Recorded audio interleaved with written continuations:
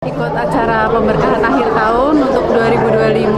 Saya juga baru pertama kali ikut dan acaranya sih seru ya, dan mungkin kalau ada pemberkahan akhir tahun lagi saya akan ikut sih dan dapat ini juga. Terima kasih Suci.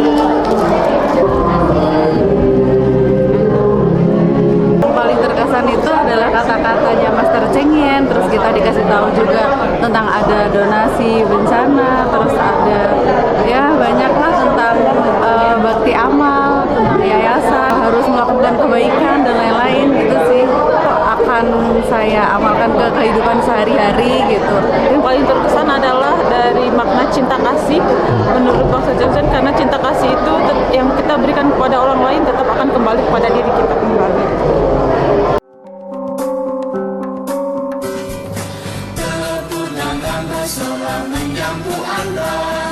Menyambut anda ke suci, senyum akrab tak menyamakan, semoga merasa senang setiap hari.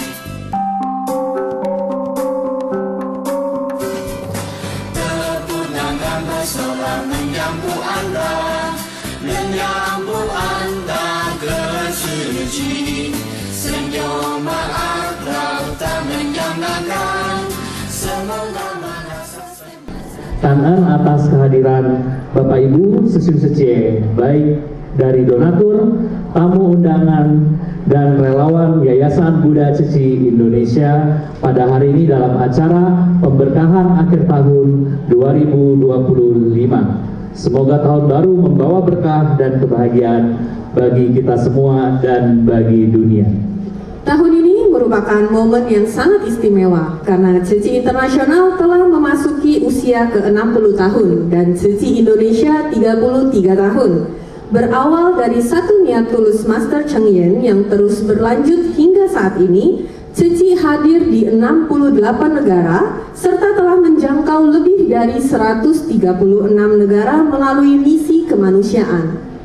Tema pemberkahan akhir tahun 2025 ini adalah jangan lupakan tekad awal masa celengan bambu, selamanya mengingat ikrar agung silsilah dan mazhab Ceci. Mo wang ju tong sui ye chu xin, yong zhi fa mai zhong men hong yan.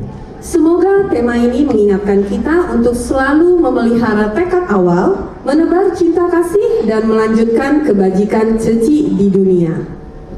Para hadirin sekalian, acara hari ini akan diawali dengan penampilan genderang.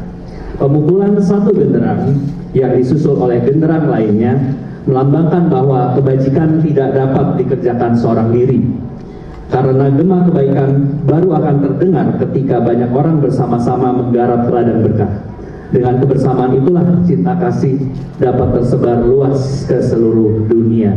Mari kita saksikan bersama genderang berkah yang akan dibawakan oleh relawan Ceci International Medical Association TIMA Indonesia. Boleh berikan tepuk tangan.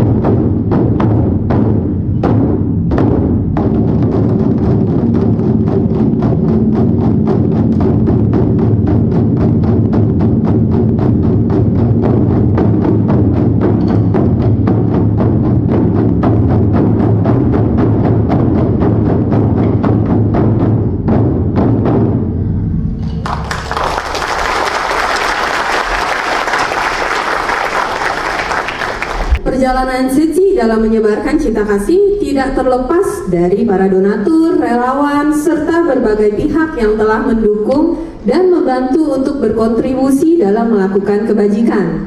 Di saat seperti inilah kasih sayang, kepedulian, dan tindakan nyata kita menjadi cahaya harapan bagi saudara-saudara yang terdampak. Di saat seperti inilah, relawan tim tanggap darurat Cici turun ke lokasi bencana untuk melihat langsung kondisi lapangan dan menyalurkan bantuan yang tepat bagi para korban bencana. Mari kita dengarkan sharing pengalaman dari Chiu Mun Fu Sesyong dan Adenan Sesyong sebagai relawan tim tanggap darurat.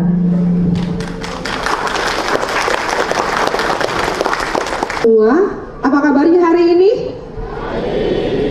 Nah, sebelum saya mulai, ada yang pernah mendengar nggak tentang tim tanggap darurat? Hari ini ada dua narasumber yang sudah hadir. Yang pertama, Bun Fu Sesyong, yang sudah bergabung di Cici semenjak tahun 2014. Selamat siang Sesyong. Dan Adenan Sesyong, yang bergabung semenjak tahun 1999. Keduanya memikul tanggung jawab sebagai fungsional tanggap darurat. Boleh mulai dengan pantun nggak? Boleh Bapak Ibu? Pergi membantu dengan hati yang tulus. Kurang kenceng cakepnya. Langkah ringan, penuh kepedulian.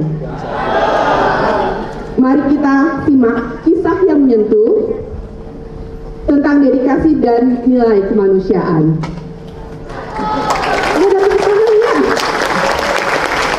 Nah, kita mulai ya. Siang waktu kisah tentang bantuan Cici ini viral, saya pernah baca komenan netizen. Katanya kalau misalnya relawan Cici itu datangnya pertama, pulangnya terakhir. Bisa dijelaskan mengenai prinsip ini? Ya. Pada dasarnya prinsip ini berlandaskan ajaran guru kita Master Cheng. Ketika terjadi bencana, Yayasan Buddha Cici akan hadir. Kami bekerja sama dengan aparat terkait seperti BNPB dan pemerintahan setempat untuk segera memberikan bantuan pangan. Mulai dari dapur umum hingga pembagian makanan siap saji kepada warga. Makna datang pertama ini adalah memastikan bantuan dasar cepat sampai kepada masyarakat.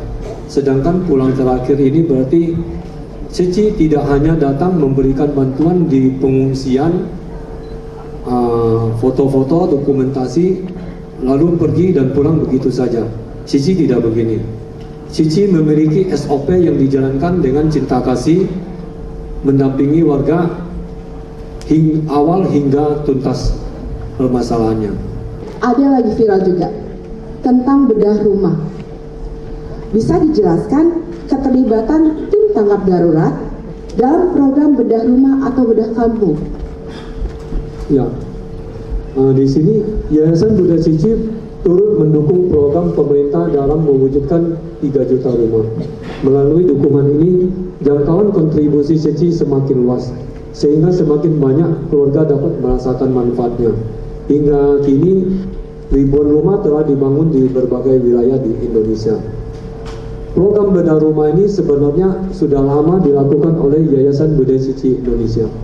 Seiring waktu, cakupannya terus berkembang dan melibatkan banyak pihak, termasuk tim tanggap darurat, misi amal, serta para relawan. Hampir seluruh relawan turut ambil bagian dalam program renovasi rumah tidak layak huni dan bedah kampung ini. Untuk tahap awal ditargetkan pembangunan 5.000 rumah tidak layak huni. Program ini sudah berjalan di berbagai wilayah, seperti di Jakarta 500 rumah di Kecamatan Johar Baru, di Bandung, di Bekasi, Bogor, Tangerang, Medan, Palembang, Surabaya, hingga di Banyumas, Jawa Tengah. Di Banyumas, Jawa Tengah ini juga melibatkan relawan dari Jakarta. Dari Jakarta sampai ke Banyumas ini memakan waktu 7-8 jam. Bagi kami, ini bukan sekedar membangun rumah, tetapi menghadirkan harapan dan menyalakan kembali semangat hidup masyarakat melalui kebersamaan dan cinta kasih. Jadi kata kuncinya menumbuhkan harapan ya Siom. Sangat menyentuh sekali itu. Tepuk tangannya dong. Siom, bisa dijelaskan tentang program bedah kampung, terutama di Banyumas. Saya dengar banyak cerita menarik di sana. Ya, Alan atas waktunya. Saya mendengar ada kisah tentang seorang pengrajin kandang burung. Kalau nggak salah namanya Pak Sarpin ya, Siom ya. Bisa diceritakan, Siom? Kisah Pak Sarpin ini saat kita survei, beliau itu seorang pengrajin kandang burung.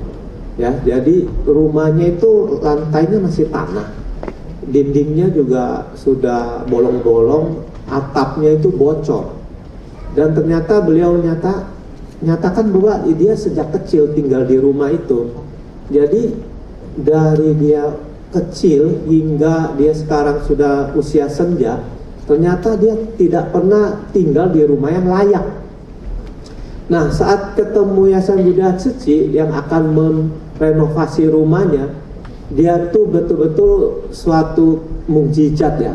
Mimpi sejak kecilnya itu menjadi nyata, bahwa dari penghasilannya yang terima orderan membuat kandang burung itu kan hanya berdasarkan orderan, tidak mungkin beliau tuh mampu untuk merenovasi rumahnya. Tapi dengan adanya Tzu, ternyata mimpi itu menjadi nyata. Jadi Tzu menghadirkan harapan baru dan mewujudkan mimpi. Tepuk tangannya dong. Nah, selain kalau misalnya renovasi rumah, pasti rumahnya berubah. Itu perubahan fisik.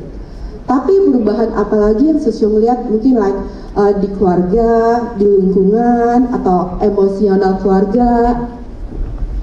Kalau sebuah lingkungan yang kumuh, mereka tinggal di tempat yang sangat sulit ya.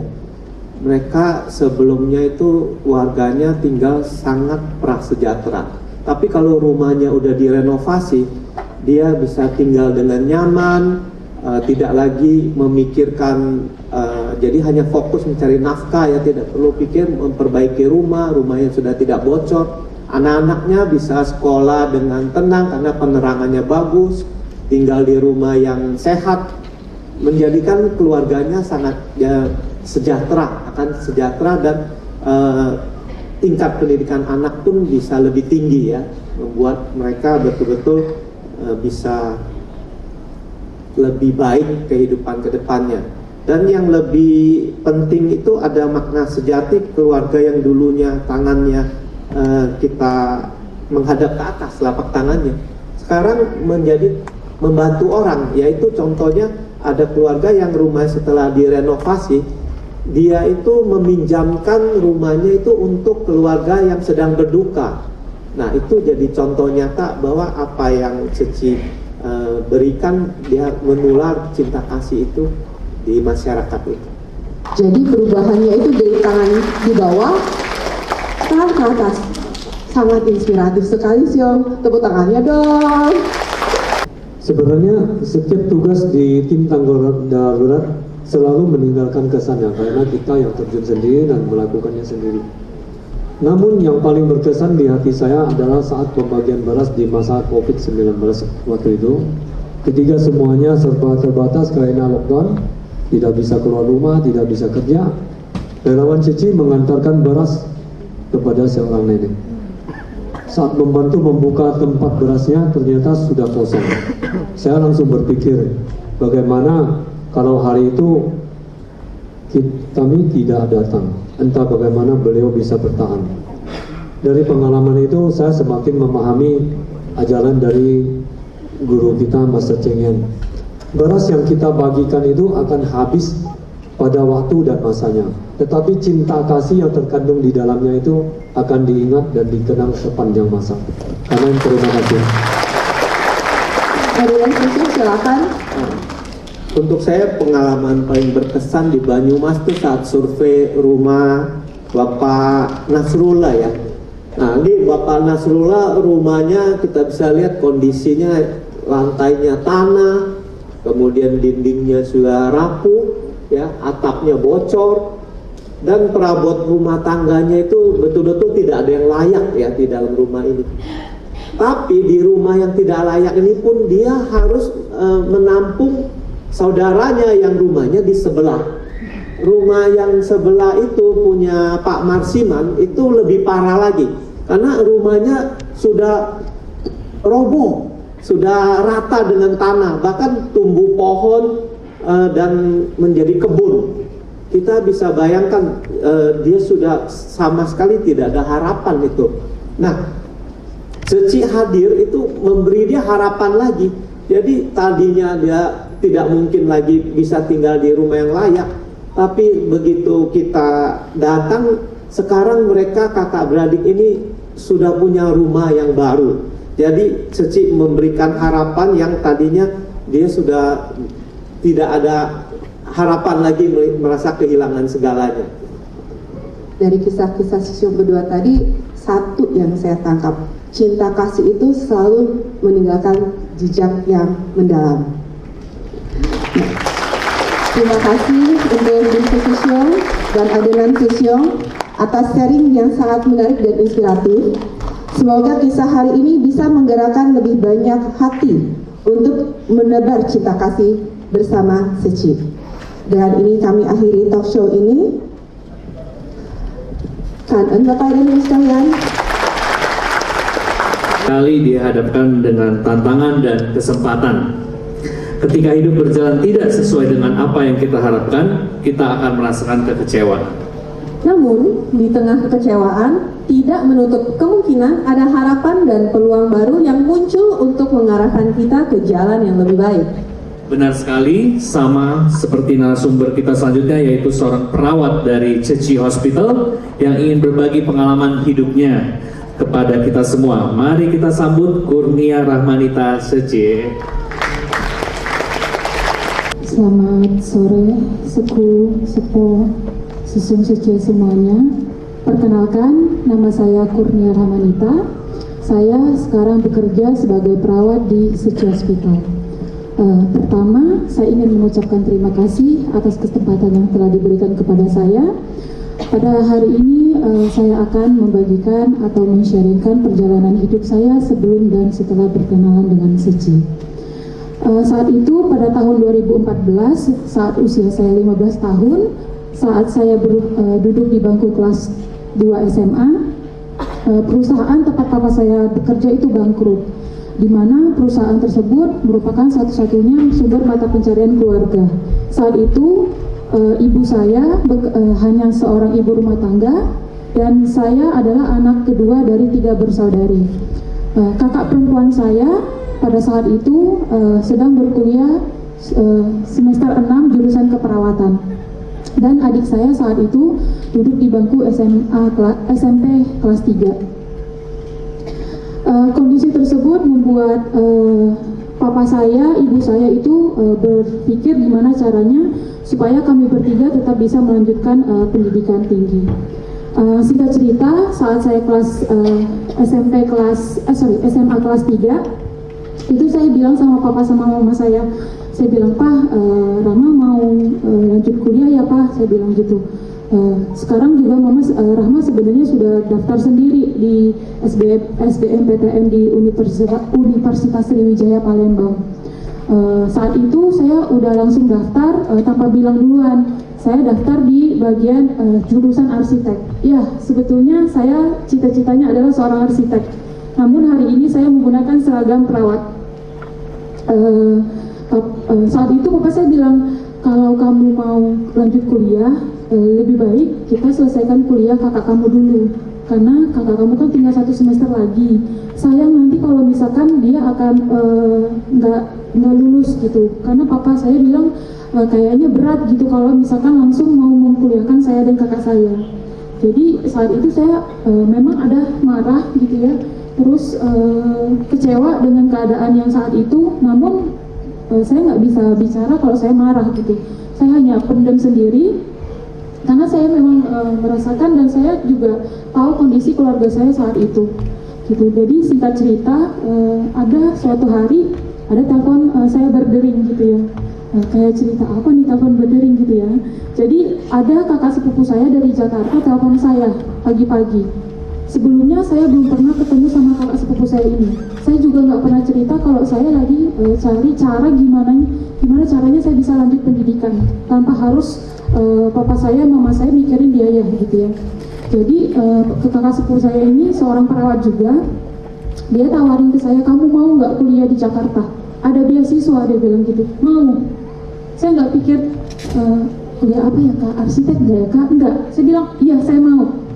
Terus saya langsung bilang sama orang tua saya, "Mah, Pak, ada beasiswa di Jakarta.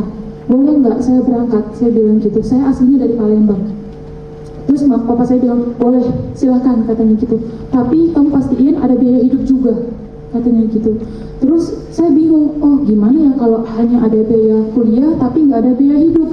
Akhirnya saya telepon lagi kakak sepupu saya bilang, "Kak, kalau hanya biaya kuliah nggak ada biaya hidup, saya mundur," saya bilang gitu. "Nggak bisa, papa saya kayaknya nggak bisa kalau untuk kirimin saya uang setiap bulan."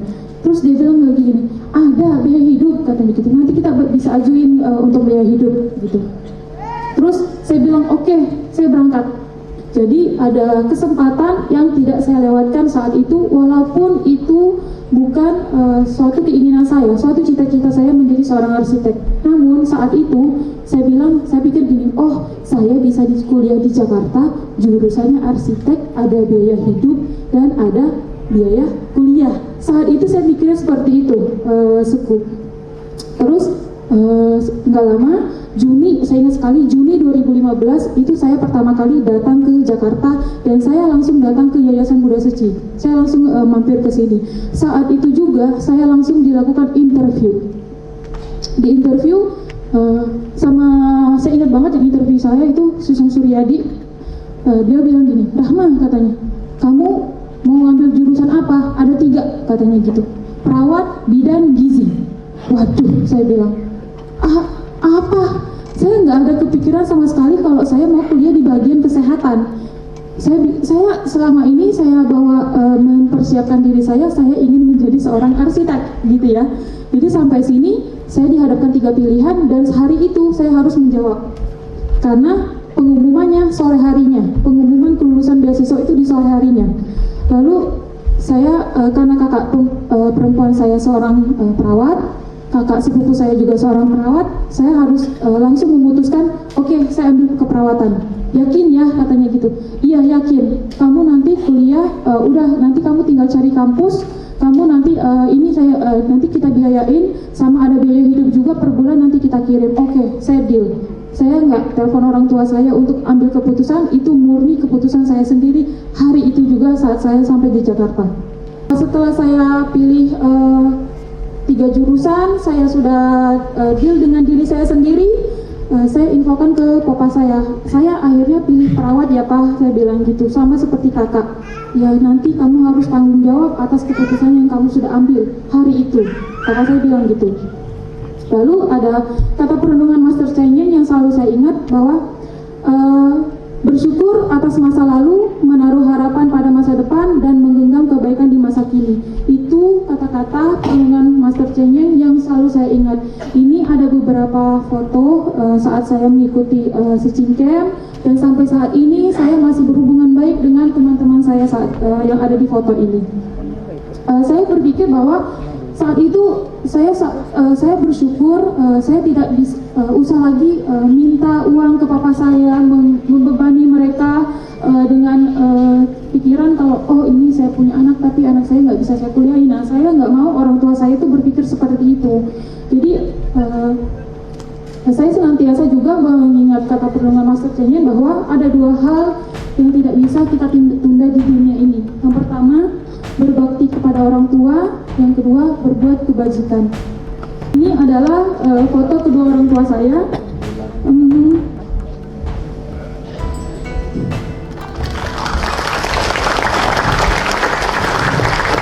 Apapun yang terjadi, apabila saya dilahirkan kembali, saya tetap akan menjadi anaknya mereka. Mereka adalah orang tua yang terbaik untuk saya.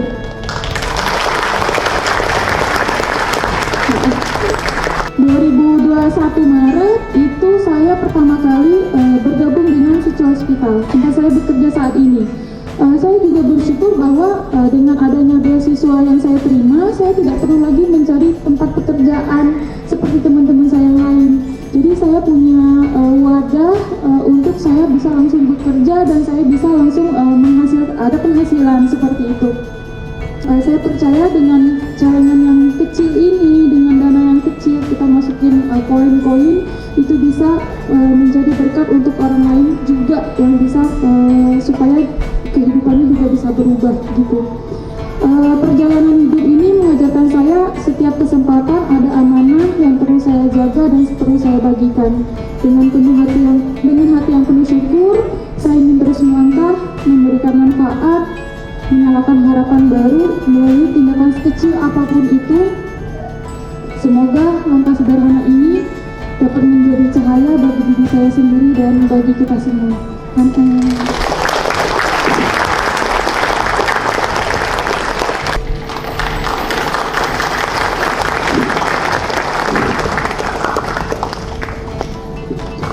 Ya, Bapak Ibu Siswa Cece, tahun ini Ceci Taiwan memasuki usia ke-60 tahun dan Ceci Indonesia 33 tahun.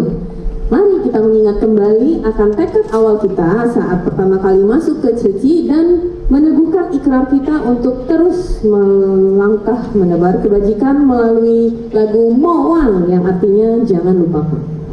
Mari kita saksikan bersama penampilan isyarat tangan Mowang yang dibawakan oleh para relawan Komite Ceci.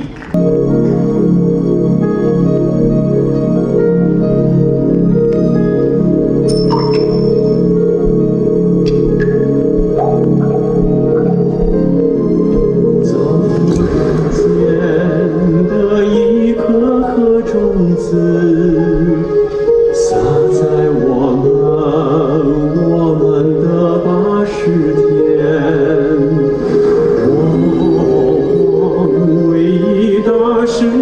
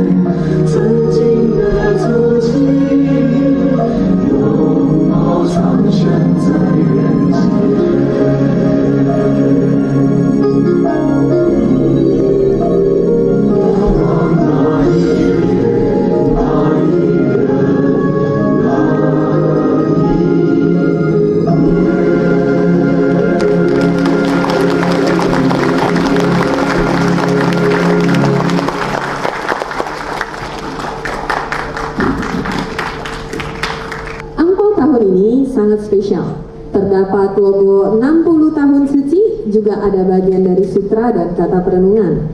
Cingse Shifu dibantu para tenaga medis turut menyiapkan angpau dengan penuh sukacita. Bapak Ibu, Sesiung Secie, tiba saatnya pembagian angpau berkah dari Master yang akan dibagikan oleh Ketua dan Wakil Ketua HECI Utara 2. Kami persilakan kepada Hartini Secie dan Sesiung Secie yang akan membagikan angpau.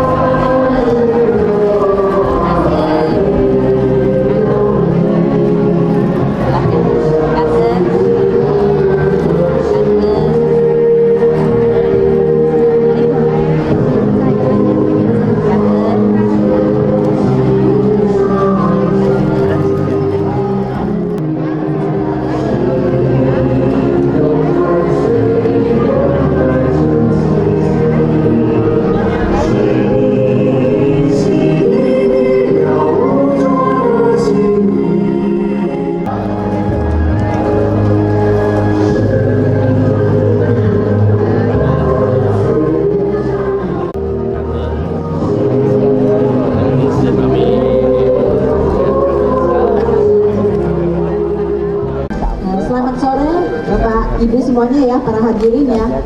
Ini adalah perwakilan dari Yayasan Buddha Cici ya. Merasakan sangat bersyukur dan sangat kangen kepada Bapak Ibu semua, dan juga kita punya Sesiung Sejemen ya. Hari ini semuanya bisa hadir di dalam pemberkahan akhir tahun. Tadi semuanya sudah lihat ya, kilas dari video Master ya. Jadi Master sangat kangen kepada semuanya yang sudah benar-benar donatur ya, mempercayakan dananya ke Cici. Yang selama ini mungkin tadi sudah mendengar sharing dari relawan kita, dananya kemana aja. Mungkin semuanya selama ini pasti bertanya ya, selama ini saya berdana ke Cici, sebenarnya dananya kemana. Tapi mungkin hari ini udah tahu ya kira-kira dananya kemana, betul tidak? Betul ya. Jadi ini kita juga merasakan sangat kangen karena semuanya mempercayakan kita Cici, dananya untuk titip ke Cici, untuk disumbangkan kepada kita punya saudara-saudara yang benar-benar sangat membutuhkan. Kita Cici adalah dari Master, mulai dari awal dengan dana kecil amal besar. Dimulai dari celengan babu dari 30 ibu rumah tangga. Setiap hari menyisihkan 50 sen. Punya uang dana untuk belanja.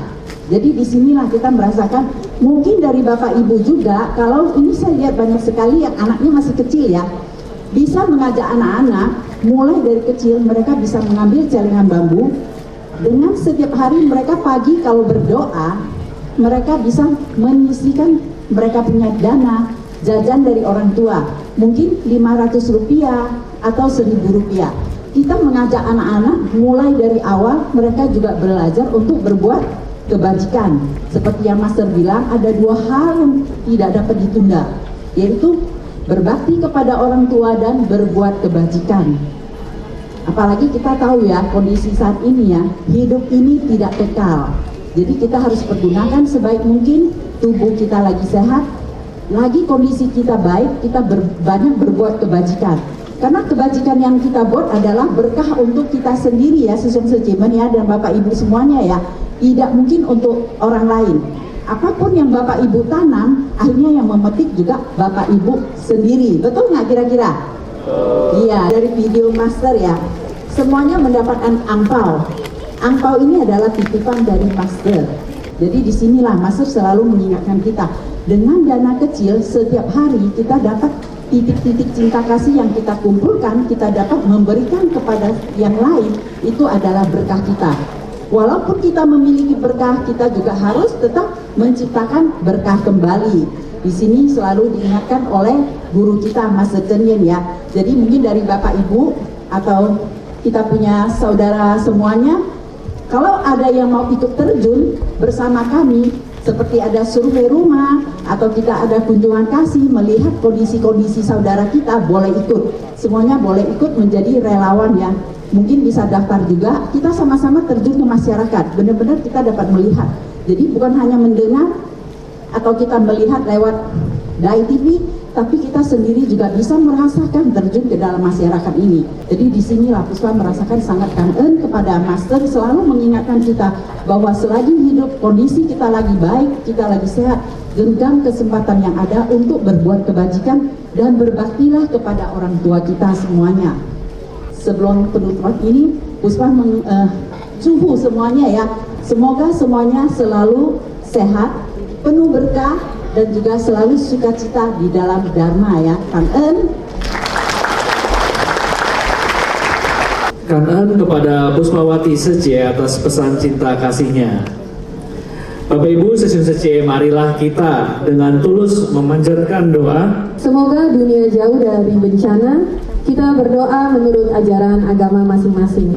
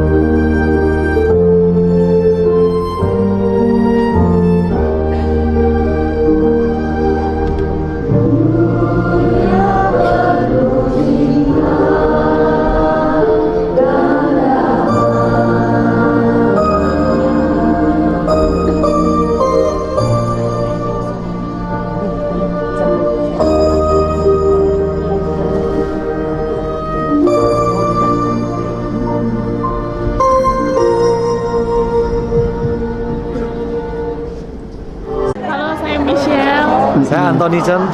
Kita ikut acara pemberkahan akhir tahun.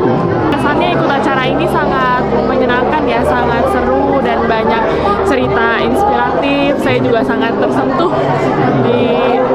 dari awal sampai akhir.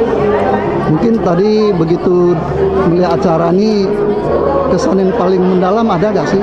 Ada. Tadi kata-katanya ya kehidupan nggak ada yang kekal. Jadi ya lakuin aja yang terbaik selama bisa dilakuin. Dan selalu bersyukur.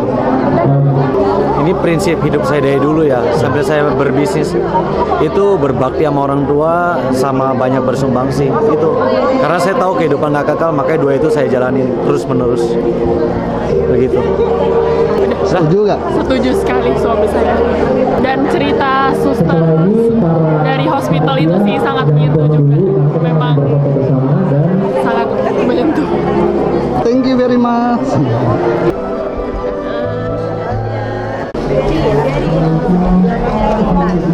Kalau mau ambil caranya boleh.